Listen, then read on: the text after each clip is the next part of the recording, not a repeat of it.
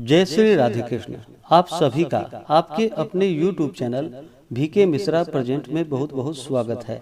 आइए आज आप सब जानेंगे चैत्र मास कृष्ण पक्ष वर्ष 2024 में पाप मोचनी एकादशी का व्रत कब किया जा रहा है। तो जानेंगे व्रत के शुभ मुहूर्त के बारे में, पारण कब किया जाएगा, व्रत का पारण किस चीज से किया जाएगा, किस समय किया जाएगा, इस व्रत के दौरान किन नियमों का पालन करना चाहिए, भगवान को खास करके किस वस्तु का भोग लगाना चाहिए, इस दिन क्या करे क्या ना करे। तो आइए जानते हैं इन सबों के बारे में।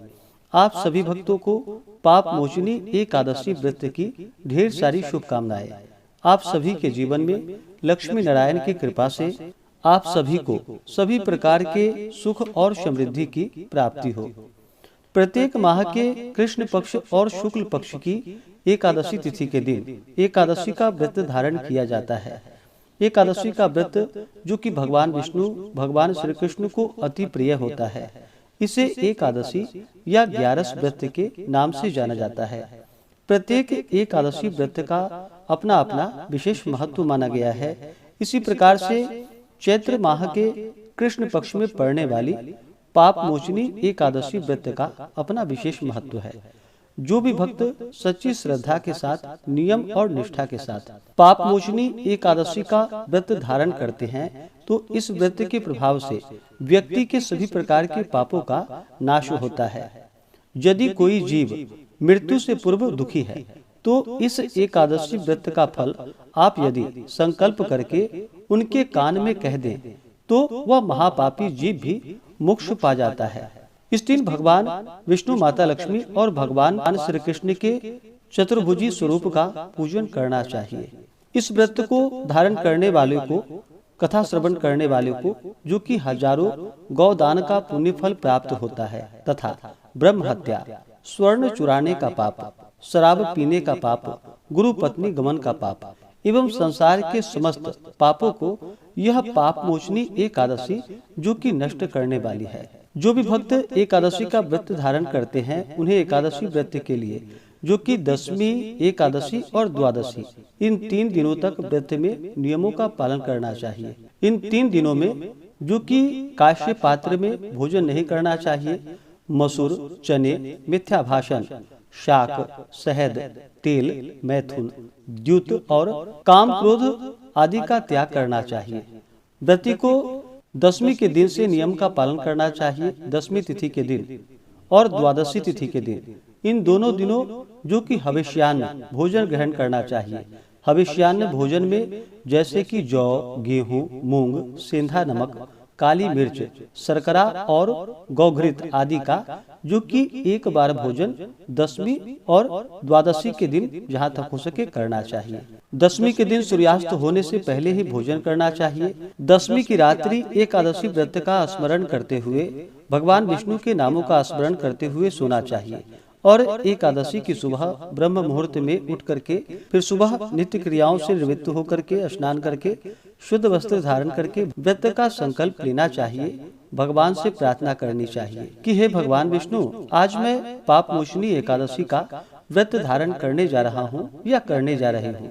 इस प्रकार से भगवान से प्रार्थना करें कि यह व्रत मेरा निर्विघ्न पूरा हो, हमें पुण्य फलों की प्राप्ति हो, हमारे सभी प्रकार के पापों का नाश हो। आपके मन में जो भी इच्छा हो, जो भी कामना हो, वह भगवान विष्णु से कहनी चाहिए। और पूर्ण श्रद्धा भक्ति भाव के साथ, जो कि एकादशी के दिन दिन रात्रि उपवास रहते हुए, जो उपवास नहीं रह पाए तो आप एक समय फलाहार ग्रहण करके व्रत को धारण करें और भगवान का जो कि सुबह के वक्त और शाम के वक्त पूरे विधि विधान के साथ भगवान विष्णु, माता लक्ष्मी और भगवान श्री कृष्ण का पूजन करना चाहिए। इस दौरान एकादशी व्रत का कथा श्रवण करनी चाहिए।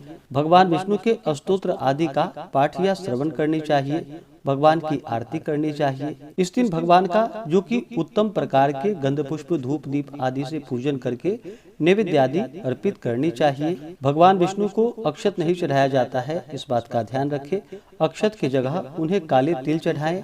और भगवान को जब भी भोग लगाते हैं या पूजन करते हैं, तो तुलसी दल अवश्य ही भगवान को अर्पित करनी चाहिए। इससे भगवान विष्णु अपने भक्तों पर अति प्रसन्न होते हैं। इस दिन खास करके विशेष प्रकार के नैवेद्य में जो कि भगवान विष्णु को पंचामृत अवश्य ही चढ़ानी चाहिए और उसे प्रसाद के रूप में अवश्य ही ग्रहण करनी चाहिए। इस प्रकार से करने से व्यक्ति के सभी प्रकार के पापों का नाश होता है तथा अनंत पुण्य फलों की प्राप्ति होती है। इस प्रकार व्रत को धारण करके भगवान का पूजन करके एकादशी की रात्रि जहाँ तक हो सके जागरण करते हुए समय को व्यतीत करना चाहिए। द्वादशी की सुबह उठ करके नित्य क्रियाओं से निवृत्त होकर के स्नान करके शुद्ध वस्त्र धारण करके भगवान का पूजन और आरती कर लेनी चाहिए। इसके बाद फिर ब्राह्मणों को भोजन करवाएं, ब्राह्मणों को दान और दक्षिणा दे, गरीबों को भोजन करवाए और फिर समय के अनुसार व्रत का पारण करना चाहिए। व्रती को व्रत के दौरान किसी के ऊपर क्रोध नहीं करनी चाहिए। अपने मन में किसी के प्रति ईर्ष्या या द्वेष का भाव नहीं लाना चाहिए। ब्रह्मचर्य का पालन करना चाहिए। अपना मन भगवान विष्णु के चरणों में लगानी चाहिए। इस दिन ओम नमो भगवते वासुदेवाय या श्री कृष्ण गोविंद हरे मुरारी आदि नाम का जप करना चाहिए। इससे अनंत फलों की प्राप्ति होती है। तो आइए अब जानते हैं पाप मोचनी एकादशी व्रत के शुभ मुहूर्त पारण समय के बारे में। एकादशी तिथि प्रारंभ समय जो कि 4 अप्रैल 2024 दिन गुरुवार शाम 4:15 और एकादशी तिथि की जो समाप्ति है वह 5 अप्रैल 2024 दिन शुक्रवार को दोपहर 1:29 पे। तो हमें सूर्योदय व्यापनी के अनुसार शुद्ध रूप से जो समय प्राप्त हो रहा है वह समय 5 अप्रैल 2024 दिन शुक्रवार को प्राप्त हो रहा है। तो सभी 5 अप्रैल को व्रत धारण करेंगे। 10वें दिन नियम का पालन जो कि 4 अप्रैल को करेंगे और एकादशी का व्रत 5 अप्रैल को धारण करेंगे और व्रत का पारण जो कि 6 अप्रैल को किया जाएगा। एकादशी व्रत का जो पारण किया जाता है, पारण हरिवासर की समाप्ति के बाद व्रत का पारण करना चाहिए। हरिवासर का जो समय होता है वह समय द्वादशी तिथि का पहला चौथाई हिस्सा हरिवासर का होता है। तो द्वादशी तिथि की जो समाप्ति है वह 6 अप्रैल 2024 दिन शनिवार को सुबह 10:20 पे द्वादशी तिथि की समाप्ति है। तो व्रत का पारण जो किया जाएगा वह 6 अप्रैल शनिवार को सुबह 6:05 से सुबह 8:37 तक व्रत का पारण किया जाएगा। पाप मोचनी एकादशी व्रत का पारण जो कि गो घृतेन पारणम यानी कि गाय के दूध के घी से इस व्रत का पारण किया जाएगा। यह संभव ना हो पाए तो आप तुलसी दल, जल या फल से व्रत का पारण करें।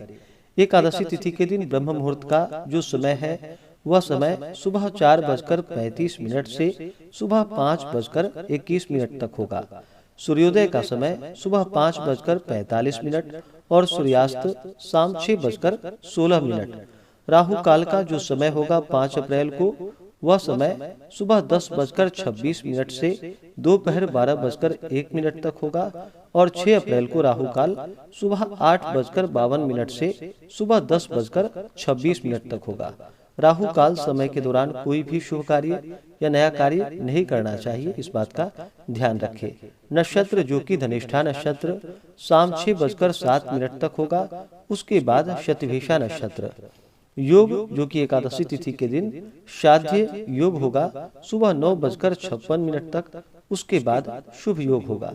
तो इस दिन भगवान का पूरे विधि विधान के साथ पूजन करें, कथा श्रवण करें, भगवान की आरती करें, भगवान के नाम का जप करें। इससे भगवान विष्णु अपने भक्तों के सभी प्रकार के पापों का नाश कर देते हैं और जब व्यक्ति के पाप और ताप नष्ट होते हैं तब उनके पुण्य उदित हो पाते हैं। उसके बाद ही सांसारिक सुखों की प्राप्ति हो पाती है। तो आशा करता हूँ कि यह जानकारी आपको अच्छा लगा हो। इसी प्रकार से ज्ञानवर्धक जानकारियाँ प्राप्त करते रहने के लिए, व्रत पूजा के बारे में जानने के लिए, कथा को सुनने के लिए चैनल पे अगर आप पहली बार आए हैं तो चैनल को लाल बटन दबा करके सब्सक्राइब करें, साथ में बेल आइकन घंटी को दबाएं ताकि आने वाली वीडियो का नोटिफिकेशन आपको समय से मिलता रहे। वीडियो को लाइक करें, शेयर करें। सुखी रहें और स्वस्थ रहें। जय श्री राधे कृष्ण। धन्यवाद।